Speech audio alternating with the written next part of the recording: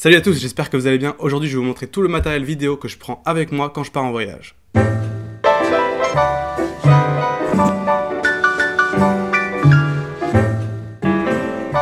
Aujourd'hui, je vais répondre à une question qu'on me pose souvent, c'est qu'est-ce que tu utilises pour filmer tes vidéos? Alors, je vais vous montrer tout ce que je prends avec moi dans mon sac quand je pars en voyage pour filmer justement mes vidéos. Je mettrai dans la description une liste plus détaillée avec chaque équipement si ça vous intéresse. En attendant, on commence avec le plus important. Et je parle bien sûr de mon sac. Alors, c'est un sac classique, il n'y a rien de spécial, c'est un sac de photo classique, mais c'est pratique parce que tout simplement, il y a les... Parce que tout simplement, il y a les compartiments, comme vous pouvez voir. Et en fait, c'est un sac modulable, ça veut dire que les compartiments, je peux descratcher chaque truc et les mettre un peu où je veux pour placer chaque, je sais pas, objectif par exemple que j'ai à mettre, ou chaque petit outil, n'importe quoi. Et c'est assez pratique, ça me permet de organiser un peu mon sac. Et ça, c'est la poche principale. Après, bien sûr, j'ai derrière une petite poche où je peux mettre mon ordinateur. Alors, mon ordi, je l'ai depuis pas très longtemps, ça fait même pas un an que je l'ai, ça fait 9 mois. Je l'ai acheté exprès pour pouvoir faire du montage. C'est le meilleur que j'ai pu trouver rapport qualité-prix. Parce que c'est le plus puissant que j'ai pu trouver à ce prix-là. En fait, c'est un ordi gaming à la base, c'est pour jouer aux jeux vidéo. Mais il s'avère que les ordi gaming marchent très bien pour faire du montage. Et il me fallait absolument un ordi portable parce que bien sûr, je voyage. Et donc, je fais mon montage dans l'avion, dans le train, dans la voiture, partout. Donc, je n'ai pas besoin d'un ordi fixe. Il me faut plutôt un ordi portable. Après, bon, je sais pas trop si j'ai besoin de préciser, mais j'utilise une souris. Pourquoi? Parce que j'ai horreur du pad. Le petit truc carré qu'il y a sur les ordi portables. Je sais pas comment les gens font pour utiliser ça et réussir à, je sais pas, faire travailler sur leur ordi portable. Moi, c'est insupportable. Je suis obligé d'avoir une souris pour pouvoir faire mes montages. Voilà, c'était l'anecdote un petit peu inutile. On va passer tout de suite à la partie la plus intéressante. Je suppose, si vous venez voir cette vidéo, c'est surtout pour ça. Et moi aussi, je trouve que c'est la plus intéressante. C'est ma caméra. Alors, j'utilise un Canon EOS 700D que j'ai acheté, enfin, que on m'a offert il y a maintenant 2 ans et demi. Ouais, bientôt 2 ans et demi. Et j'ai filmé toutes mes vidéos avec depuis. Avant, je filmais avec un téléphone, donc c'est un truc à savoir. Même si c'est pas non plus très intéressant. Mais je filmais avec mon Samsung Galaxy S5 et ça marche très bien quand on veut commencer les vidéos. Mais j'ai pu avoir cette caméra. D'ailleurs, j'en suis très content parce que c'était mon première grosse caméra un petit peu. Et donc, elle est bien. C'est un peu la moins chère rapport qualité-prix encore une fois. Maintenant, elle doit tourner aux alentours des 600 €, je crois, avec l'objectif de base. C'est une très bonne caméra pour son prix, vous pouvez voir un petit peu la qualité dans mes vidéos. J'essaye d'en tirer un peu le maximum, et moi je sens que j'arrive un peu aux limites de ce que je peux faire avec cette caméra, donc j'aimerais bien en acheter une autre, mais bon, ça coûte très cher les caméras. Et donc, ce sera quand j'en aurai les moyens, tout simplement. Mais c'est vrai qu'en réfléchissant, maintenant, c'est peut-être pas la meilleure caméra si vous voulez vous acheter votre première caméra pour faire des vidéos. Je recommanderais plutôt un EOS 70D ou 80D qui sont la gamme au-dessus de Canon et qui sont quand même de meilleure qualité. Et l'image est meilleure, il y a possibilité de faire des ralentis, enfin de filmer à 60 images par seconde par exemple en 1080p, chose que je ne peux pas faire et que j'aimerais pouvoir faire parce que moi je peux faire des ralentis mais c'est en 720p, enfin bref, je perds en qualité. Donc c'est une très bonne caméra ce que j'ai là, mais j'aimerais bien pouvoir évoluer, en acheter une autre. Et je vous recommanderais, si vous avez les moyens, de plutôt commencer avec un 70D 80D. Ça coûte un peu plus cher, c'est plus dans les 900 €, mais je pense que ça vaut largement le prix. En tout cas si vous en servez beaucoup. Et donc voilà, ça c'est pour la caméra. Maintenant les objectifs, j'en ai une Ribambelle, je sais pas si ça se dit, mais j'en ai pas mal, j'en ai 4 en fait. Ça c'est l'objectif de base qu'on a avec la caméra, c'est le 18-55, voilà. Pour ceux qui connaissent vraiment rien en caméra réflexe, le 18-55 c'est un peu la valeur de zoom si vous voulez. Donc là par exemple je suis avec mon grand angle, je suis en train de filmer en 10 mm, donc 10 mm c'est ultra large comme angle de vue, c'est-à-dire que là je suis à 10 cm de la caméra, et vous me voyez. Alors que si avec ça j'étais à 10 cm de la caméra, en 18 mm, on ne verrait pas en entier. Alors par exemple, je vais vous faire un petit test. Là voilà, là c'est du 18 mm, donc ça c'est le plus court que vous pouvez être avec cet objectif, et 55 mm c'est encore plus zoomé, donc vous verrez peut-être que ça, voilà, vous mettez à mon cou comme ça, mon double menton, génial. Et donc voilà, alors maintenant j'utilise presque jamais cet objectif. Pourquoi? C'est pas forcément pour son 18-55 mm, mais c'est plus pour la qualité de l'objectif, parce que oui, l'objectif ça affecte la qualité de votre image. Pourquoi? Parce que tout simplement la lumière passe à travers le verre de votre objectif. Et donc si le verre est de moins bonne qualité, l'image sera un petit peu détériorée. Et cet objectif, c'est l'objectif de base Canon, et je trouve qu'il n'est pas ouf. Après, je chipote un peu. C'est vrai c'est déjà de très bonne qualité, mais moi, je l'utilise pas forcément, je l'utilise pas tout le temps parce que c'est pas mon préféré. En tout cas, moi, ce que j'avais acheté en deuxième objectif, c'était ça. C'était le Canon 50 mm f1.8. Ça, c'est l'objectif Canon le moins cher et un des incontournables. En fait, c'est vraiment l'objectif de Canon que tout le monde a. Je me rends compte que il est de très bonne qualité, pourquoi? Parce que il peut descendre à 1.8 de diaphragme. Alors ça vous parle peut-être pas, ce que ça veut dire c'est qu'il y a beaucoup de lumière qui entre dans l'objectif, donc d'une part vous pouvez filmer de nuit quand il n'y a pas beaucoup de lumière, donc c'est pratique, sans avoir trop de perte de qualité, et d'autre part vous pouvez faire des photos et des vidéos avec une très courte profondeur de champ. Qu'est-ce que c'est la profondeur de champ? C'est la zone de netteté, donc si vous voulez, si je mets la mise au point sur mes yeux, et ben comme c'est une très courte profondeur de champ, ça veut dire que par exemple, là mes yeux ils seront au point, mais ma main là, elle sera floue, d'accord? Vous voyez de quoi je parle en gros. Et donc cet objectif, il est très peu cher pour ce qu'il permet d'obtenir, et c'est pour ça que tout le monde l'achète, et il est bien, il faut dire ce qu'il est, il est très très bien. Maintenant, mon objectif principal, celui que je filme 85% de mes vidéos avec, c'est mon Canon 10-18 mm, mon grand angle. Celui que j'utilise pour filmer là maintenant, c'est pour moi le meilleur objectif que j'ai acheté. Il coûte plus cher, un peu plus cher que les autres, mais ça reste les objectifs les moins chers que vous pouvez trouver niveau qualité.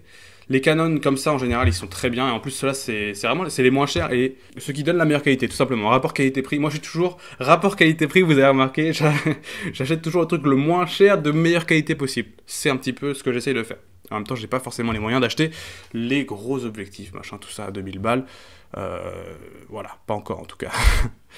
Et donc voilà, 10-18 mm, ça c'est un très très bon objectif. Si vous voulez un grand angle, je vous le recommande fortement parce qu'il n'y a pas trop de distorsion. Distorsion, c'est la déformation plutôt dans les coins, tout ça, parce que souvent avec un grand angle, ça déforme un peu l'image.